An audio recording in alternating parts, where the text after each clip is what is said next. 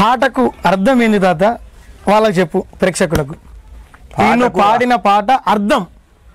నేను పాడిన పాట అర్థం అంటే అమదాసు రాముని కొరకు కష్టపడి గుళ్ళు గోపురాలు కట్టిస్తే ఆ అప్పులు తెచ్చి అన్ని కట్టిస్తే తానేసే వచ్చి నువ్వు చేసిన పని ఏంటి, ఈ అప్పులు ఎక్కడి అని ఆయన బంధిస్తే సీతమ్మను రాముని కలిసి మా తల్లి సీతమ్మ అన్న చెప్పలేదా, తండ్రి నేను ఇట్లా కష్టపడి మిమ్మలను నేను నా దేవునిగా నా దైవముగా నేను నిన్ను సేవిస్తున్నాను, నీ పేరు చెప్పుకొని నేను జీవిస్తున్నానని చెప్పిండు. అది ఇంత మీనింగ్ ఉన్నది పాటకు. అది అట్లుంటుంది అన్నట్టు.